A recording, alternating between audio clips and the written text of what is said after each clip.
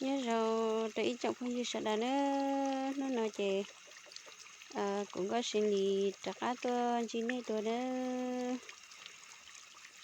cụ yêu muốn cho gió là nó cho là qua khó đấy ít chừng sẽ sợ là tệ là mua chiên á chị làm băng gai ở chiên á hoặc của chị bé chị chỉ mua á chị nó chị ba chờ gió nó cho là khó chị nó chế tại chị mua hoa lự thiên lý tăng cả mua sưu bé tê tê nữa ít chừng sẽ sợ nữa cụ tư quả ta cụ tư một ê tao cụ tư cho là trâu y phiên nó lại tư giờ giặt tà lên nó chồng chị nó thì cho nên nó cụ thế bé chỉ cho rõ ok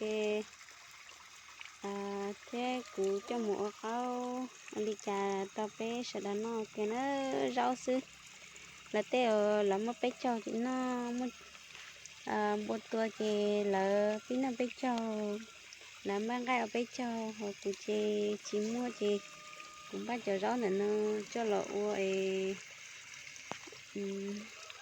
cho cụ sao nhiệt tu nó xin nó nó bé cho tại chị dùng ba mùng ô liu tê là chỉ mua rau nó chị ba chở rau nó khó xin á ý chúng sẽ đà nè ho cho cuộc cá thia bé sẽ cho rau kia nữa thia thằng này chúng sẽ đà bắt sang gà ra cụ thế nữa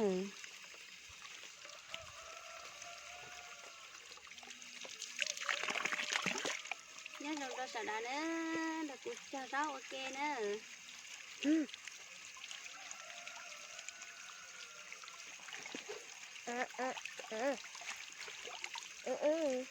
gì em bé ơi nè em bé ơi nè bởi sao con vừa sao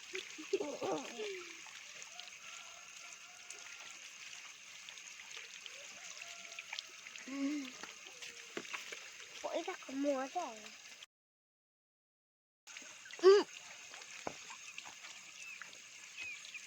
cho cụ cho rau ok nữa ý chồng không như sẽ đà nữa đi cho bé cho lại mua cá mò nha một chỉ tao khó tùy nha nhớ chế chứ em đây cũng chỉ rau rồi sao có nữa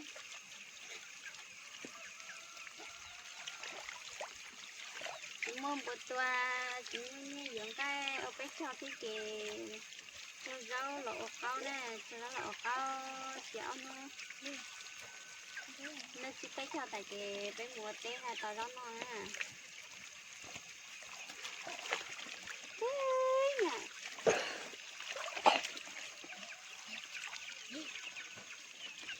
chị điện hại lo thú chị thôi á chị thì bên chị à thôi á chị quá nè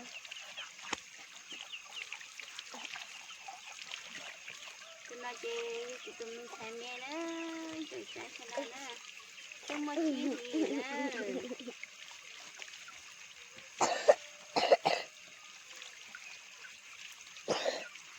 mẹ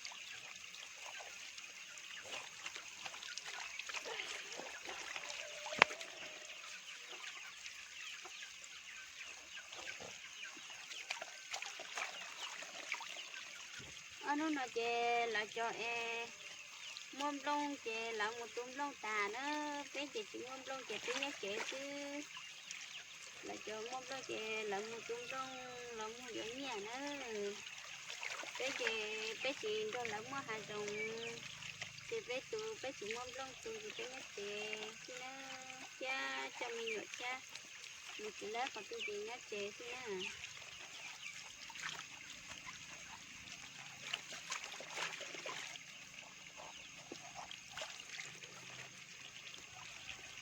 có là mấy ít xe chè là ôi rất có chè là chị trâu đi nè là chị trâu là chị con cho ta là mò ua xin nè ta chỉ của mà của trâu là chị trâu mà ua là chị đang nó kia nè ya lấy tiền chị phụ xe nè nè của chị cũng mất trâu rồi nè cho hộ phụ ta mà cho là ua nè đừng có cái đó gì phát được khỏi không chứ có hành ra cái bé nó chè cú cho ta nữa chủ sẽ sao đó nè cú cho ta chè cú cho lọt lá hồng nọ nữa cú lá lú về mẹ ai ha chỉ muốn về lo chè cú lá lú về mẹ ai nè bỏ nó nè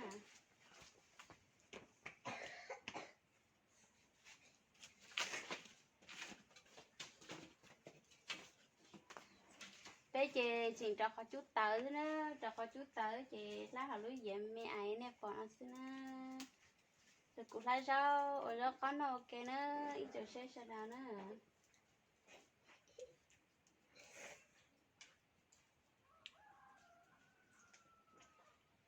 mua lá để cú họ nói ta chị cũng mua cho lú thông mà chị tâm bếp lâu mà tới giờ nước cao nữa nước cao chị trong nó nữa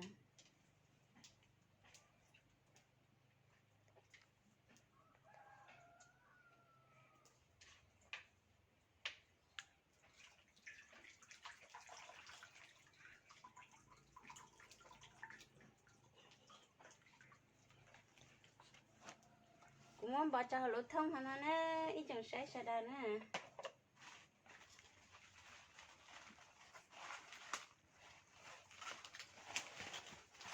cái đó là chị giờ cho cũng cho đã va y ở bên nó khó của ở bên nó khó thì ở bên thì ta lo của cho đã va của cho nó nếp bỏ nè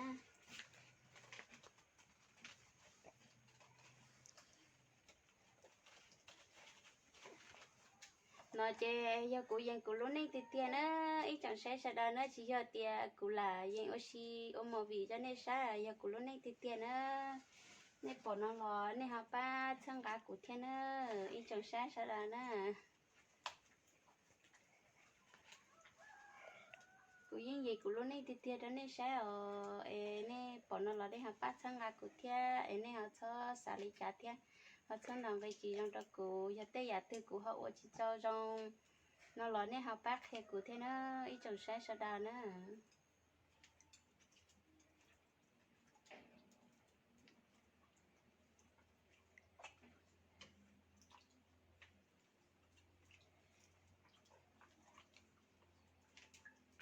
cụ lúc gì mê mê chị cụ ở bên rau la thế tà nữa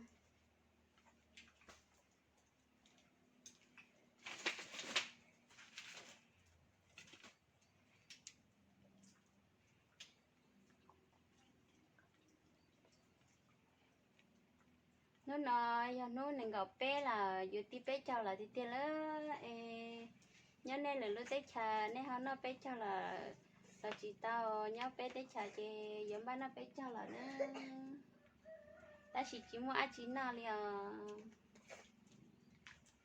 để chỉ mua ăn chỉ nào là cái liền cho dù trên này chỉ mua món gì chị nhưng trong xe cần gà liền lúc xin nó cá món lò hay chị trên trái các cái đi nữa chủ yếu dù trên này chỉ mua cá món gì chị trong xe là nữa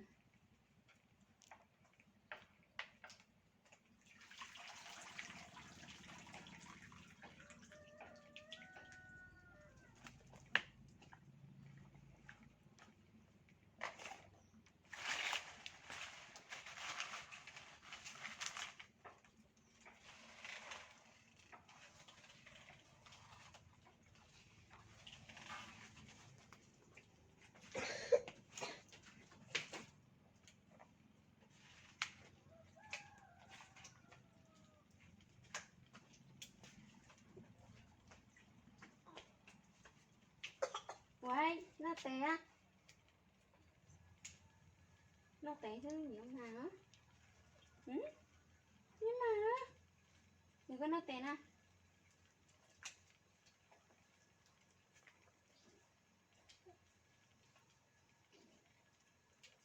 ủa ra có chè nó bé cho ta chè mua té chặt cú chè ủa ra có mua su chè han đi nó cá này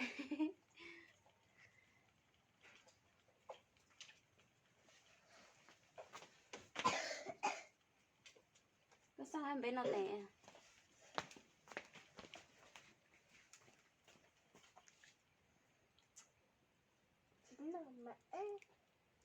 nó té chưa thì nó té chưa No. Mới thả đánh gì? Mới thả đánh gì? Thế mà.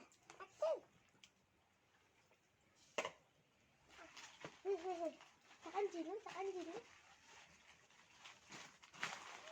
Nó đẹp nha. Nó nói chè chụp bé cha nhiệt tôi nhớ chè nữa, cô tôi chỉ chè mù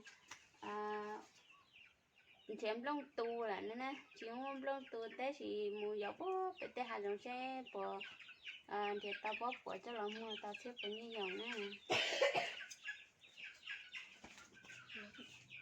Chắc đến mình đặt chỉ đặt chỉ biết số chỉ cả đi. Giảm những món đòn. Dạ rồi. Lúc mình Lúc mình đã ăn rồi. Nhưng mà có chuyện không? có. Thế nào? Mình lấy liều. Rồi đi một con. Chỉ muốn ăn cho không cái lọ. Nhét chém á. À cái nhét chém à. Chị có? Cái này cầm thôi cô.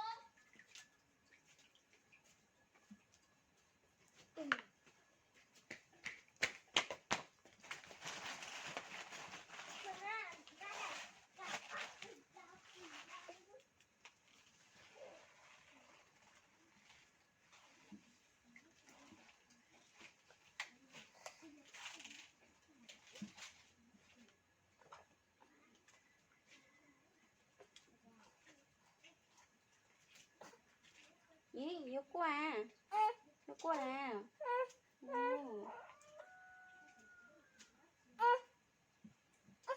Cô tê tê luôn. Cô tê tê là.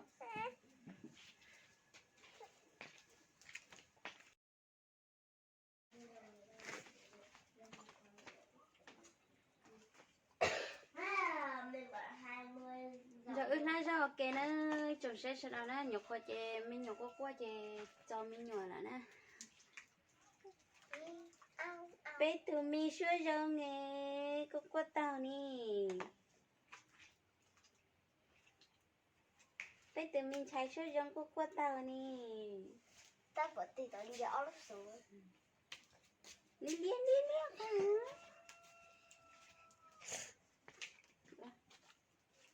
Cho nó biết làm đó. Mẹ chỗ nào?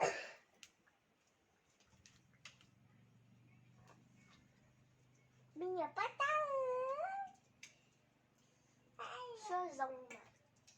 Mình nhớ sửa rồi nghe nè. Mình nhớ qua tao nè. Mình nhiều quá tao. Hello.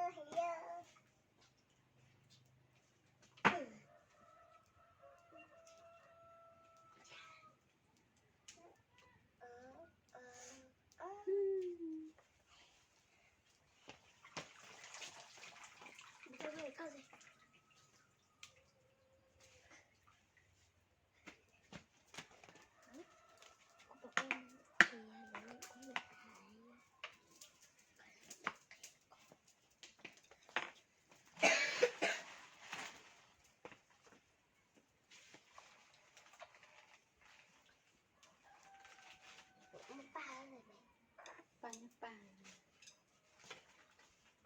Mà ba hết chả?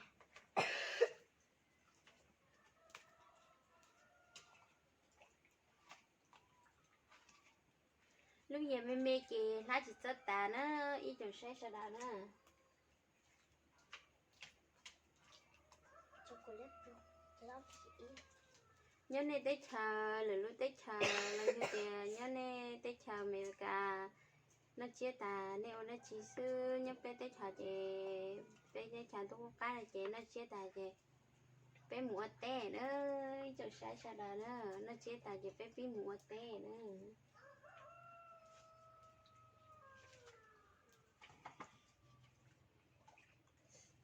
Nó chết tại chị vừa khử lá hòn sọt trong chị tao so đi nó chừng sẽ đà nữa.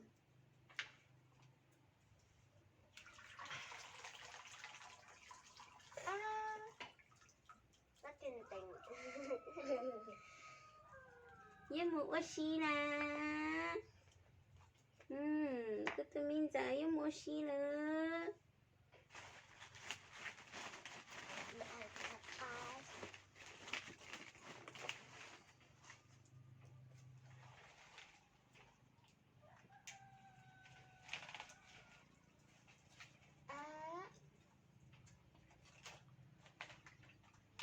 Thằng yếm mua lọt lá nó cho ít tỏ thế. Thằng từ yếm nó có chỉ cho ít tỏ thế. Hà đi nó hà cá nữa. Ít chỗ sẽ đó nữa.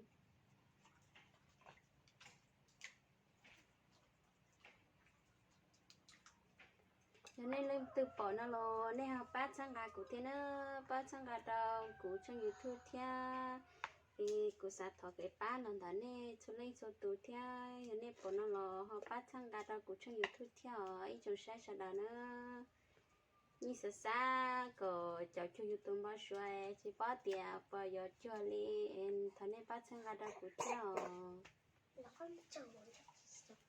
nó con chờ là Nè.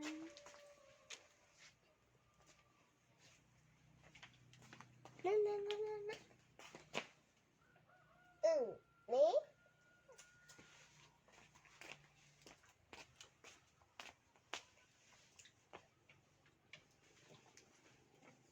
là chị của tụi mình xài chỉ trong nhớ này mắm ta hả chị cho búa thôi nữa à như quan hả một chị mới sắc cái một xe nè chị sắc cái xe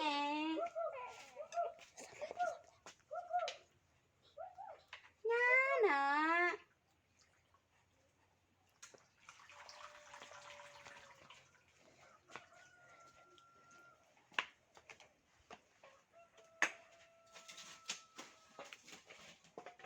Nè. Nè. Số lý ăn gì cho bộ.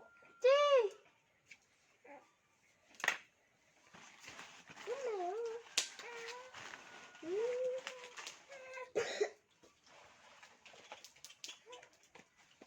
chăm đã tem sắc anh con xìu Đưa tay là xây.